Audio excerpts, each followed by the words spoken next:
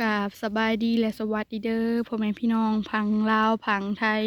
ทางต่างประเทศเบิร์สุขุสุคนมื้อนี้ก็มาพบพ่อกับน้องสายเนาะทางน้องสากะอยู่เต้าถ่านคือเก่าว่าสิมาเก็บถ่านซอยพระเฒ่าเพิ่นเก็บถ่านแล้วก็สิไปเฮ็ดงานคือเก่าไปซอยเอื้อสาเพิ่นทางไอ้ธงเพิ่นก็โอ้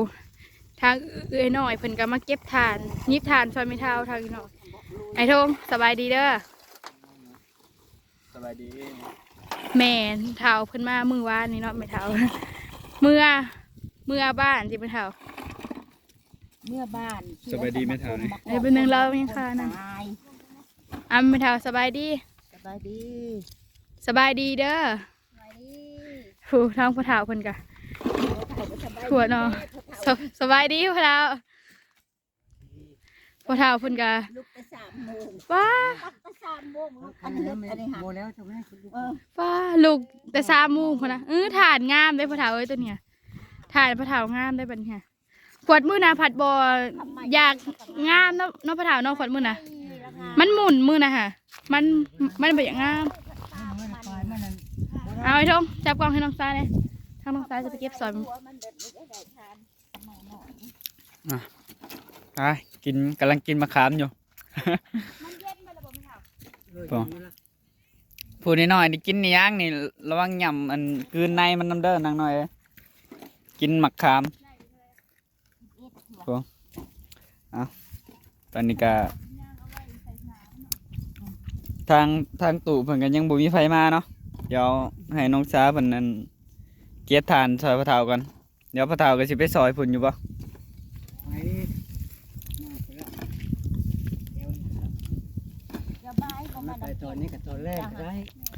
ปลารอบนี้ได้ถ่านงามเนาะ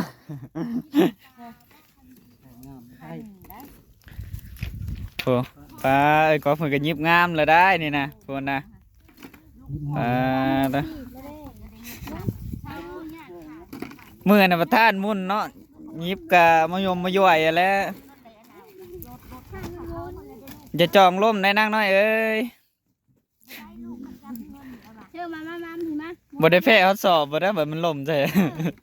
โหแท้เฮาพุ่นนี่นี่ท่านทับพุ่นน่ะหายอ้าวได้บ่นี่อ้าวโอ้เรียนงามๆไปเฉยยิบง่ายอยู่ดอกหน่อยก็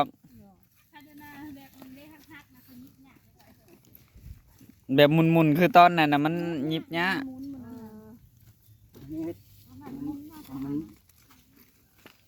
เพราะว่ามันกลางๆแล้วมันอยากอันนั้นเนี่ยจังหน่อยนะมันยังบ่งามเพราะว่า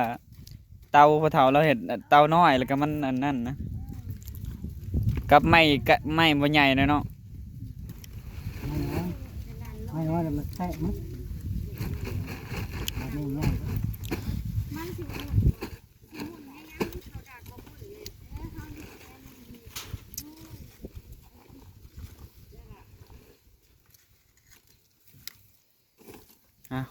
หันมันทางนี้เห็นปานางอ้าวสวัสดีปานางเป็นยังได้ช่วงนี้ฮะแหบอยู่บ่แหบบ่ลำโพงมันก็ยังทุ่มอยู่บ่ขอดเบิดแล้วฐานเจ้าขายแล้วบ่เรียบร้อยได้เงินจ้อย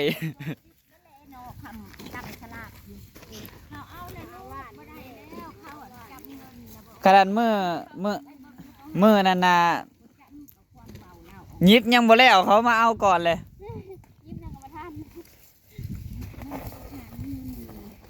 เขาสิบอกมาให้มาโดนนี่เขาแนะนำเราอ่ะตอนแรกเขาแนมใส่เตาถ่านปะนางหมดแล้วถ่านปะนางงามเด้ก็ซี่ใช่ว่าทางน่ะเขาเอาแล้วบ่เขาว่าคนจองแล้วทางนั้น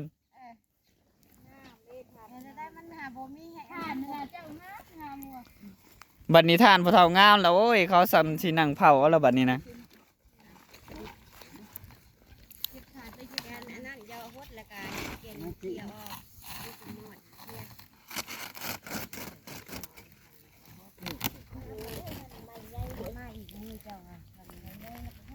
ปะนาง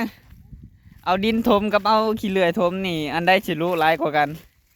แล้วแต่สิใส่ทดไล่ใส่ทดหน่อย บ่ อันนี้มันก็เป็นขี้ดินพอแห้งเลยมันบ่ได้แม่นขี้เลยมันกลายเป็นขี้มุนเลยถ้าแน่ปลูกผักคืออันเช้าๆก็งามเด้เพราะว่ามันเป็นดินแหละ น้องทงก็เฮ็ดทาน แต่น้อยจนใหญ่เนาะก็เรื่องกันจูดทานนี่ก็พอฮู้แหน่จักหน่อยเนาะกับเรื่องรู้นี่มันก็รู้อยู่แล้วเนาะใส่แบบถมขี้ดินก็ยังรู้เนาะคันบ่เฮ็ดเตาอบเนาะปะนาง โอ้ยแต่อบเขาก็ยังงานเที่ยวแต่ลูก มันแตกเด่นตะอก เฮ็ดเตาอบก็ยังได้รูป เที่ยวเบิ่งได้ มันถือความร้อนมันก็แตกเนาะปะนาง เนี่ยเอาตัวมักลวด เอาขี้ต้มนวดๆให้มันนั่นเหนียวๆแล้วก็เอามาลวดคือเก่าเฮ็ดนั่นได้ก็มันก็คือกันเบิดเนาะถ้าบ่ให้รู้นี่ก็บ่ได้เนาะปะนาง มาให้ลูกไอ้ทุกคนบ่าวนั่นคนบ่าวเลยเขาบอกจะให้ลูกไอ้ทุกคนโกงไว้ทันเอาไว้หันมันจะบ่รู้เบาโลดคนเด้นึกว่ามันรู้คนละเบา ปะไปหันมันก็บ่ ผมคนละโกงไปหัน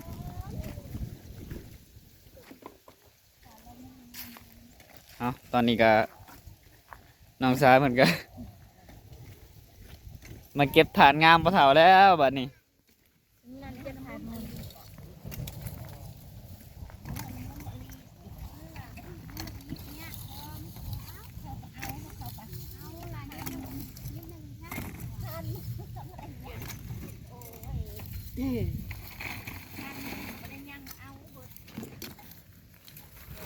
ปะนาง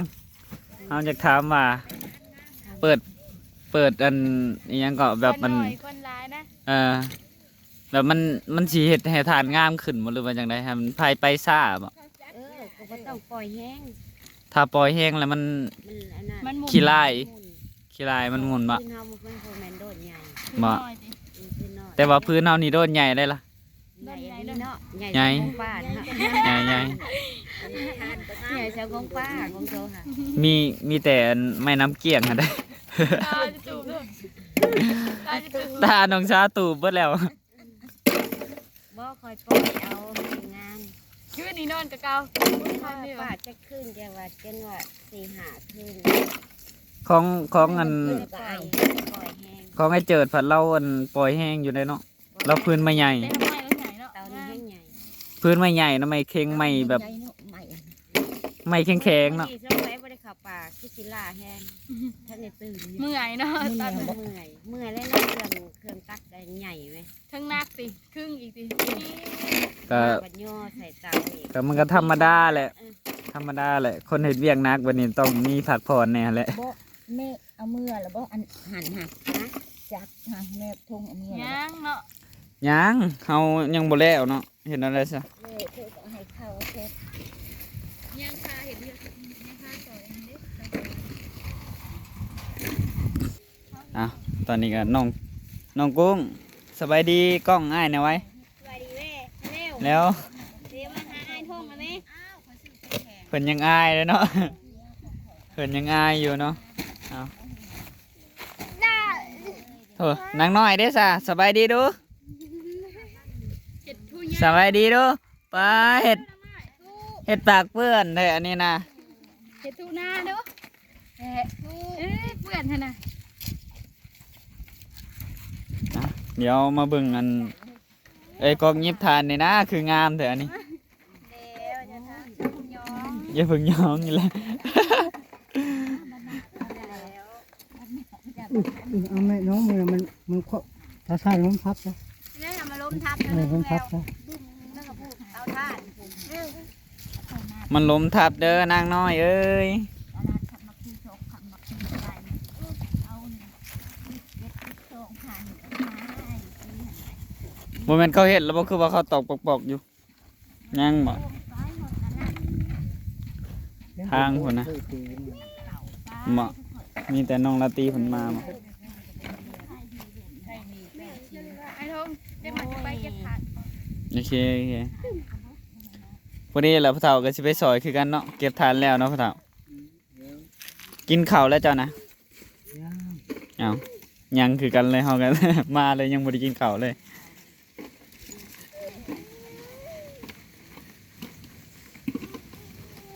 โอ้ตัวน้อยๆนะชีแอลแม่บ่นะฮะแจ๊ะละบาดนี่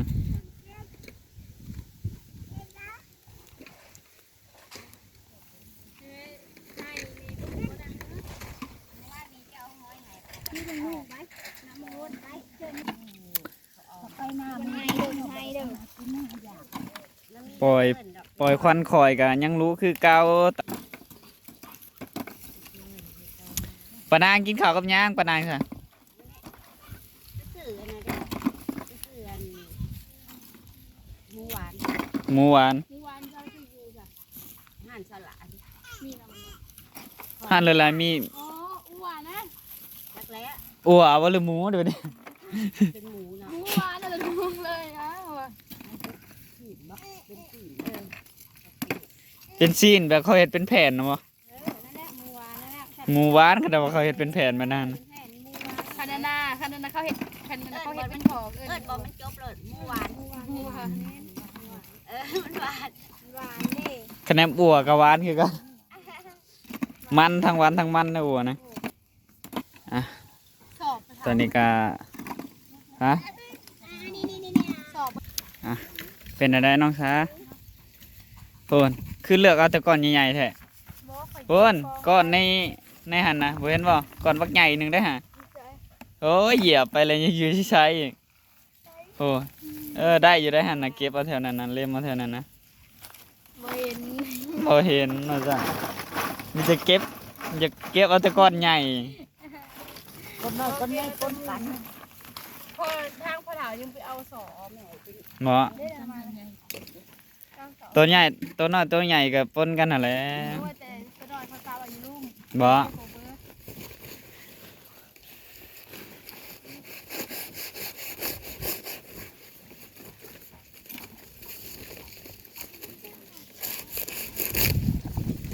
มาเด้อ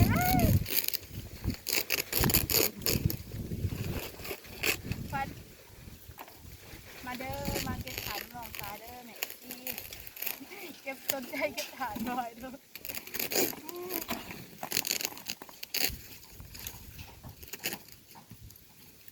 น้องซา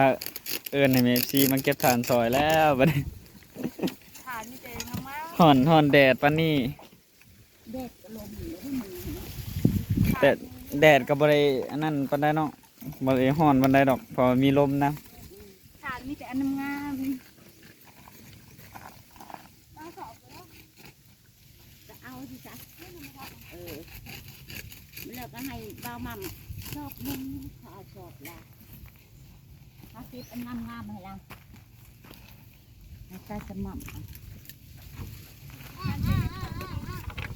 ต้นน่ะเต้นยองแยงอยู่ เล่นแล้วเรากิน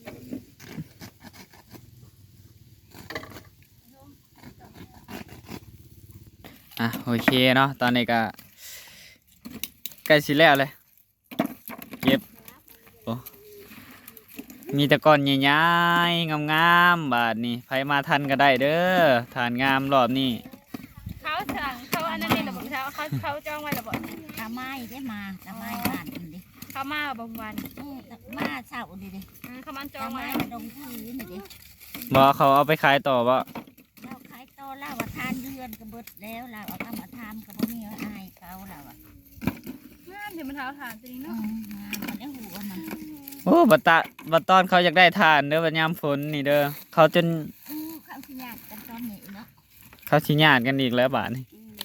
เขาขยันจน แต่ว่าตอนนี้ก็ยังพอขายได้อยู่ทานก็ได้ เขามาเลย อุ้ยมีแต่ก่อนยังไงมันเลี้ยงบ่ได้นะ เจ้าก็จะญาติเขาร้ายเดี๋ยวหน้ามันสิบ่ได้ใส่เด้อตัวได้ยาวๆเพิ่นญาติใส่ว่าบัดหน้ามันบ่มีเฮ็ดได้ซะ มาแล้วนะ เจ้าก็หาก่อนกระตุดกระติดนะตัวมันสิบ่ยาวหั่นนะให้มันพอหนามันก่อนจะเก็บใส่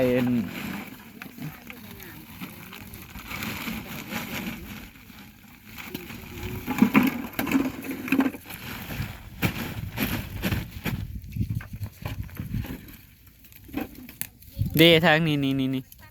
กระตุกกระติกนี่ เอาเฮ้ย เอาบ่นะเอานั้นมันแล้วแล้วสิเสียเอาอีกหมู่นี่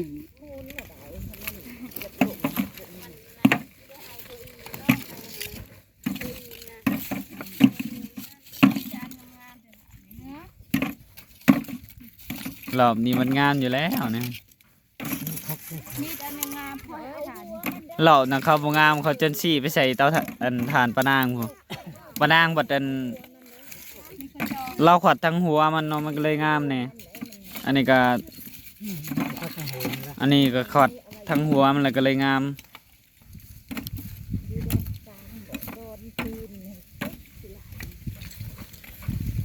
ช่วงนี้ก็ไปซอยทั้ง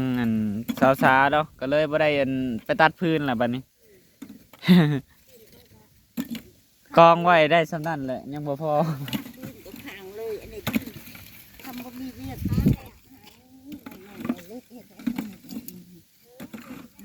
โอ้ยตอนเด้อันใหญ่แท้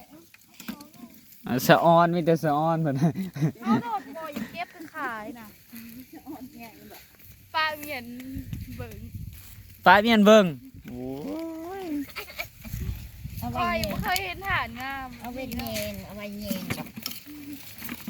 เอาไว้เย็นมันงามละบ้านมันงามของพี่เจ้ากัน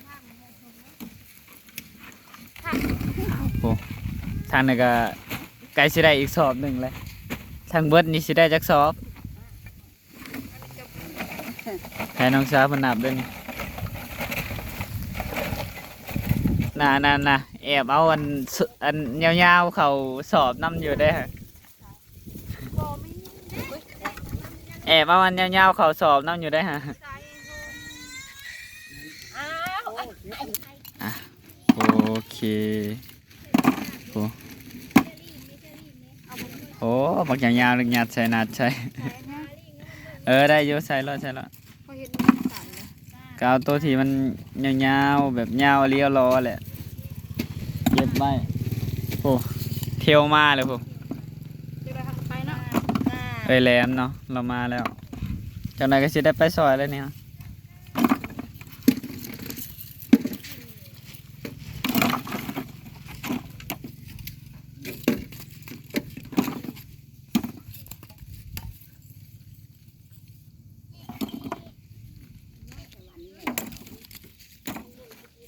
ทางซ้ายกับหูตัวเก็บได้หมดเลย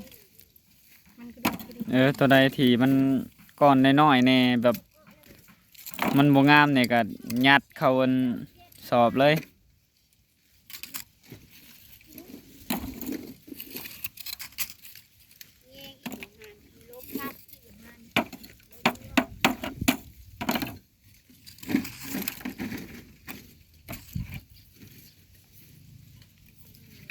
ได้เลย เบิดแล้วบ่ หลังจากห้องน้องสาเก็บถาดแล้วบัดนี้ทางน้องสากะสิได้ไปซอยเวียกทางเรือสาเนาะบัดนี้ทางน้องสากะสิได้จบคลิปไปเพียงเท่านี้เอาไปพบพอกันในคลิปหน้าเด้อครับขอบคุณทางเมฟซีเบิร์ดสุคนที่เบิ่งคลิปของน้องสาตั้งแต่จนจบที่บ่ขามโฆษณาทางน้องสาว่าพิพาทประการใดก็ต้องขอโทษขออภัยทางเมฟซีเบิร์ดสุคนทางน้องสาสิขอตัวลาไปเพียงเท่านี้ขอกล่าวคำว่าสบายดีบ๊ายบาย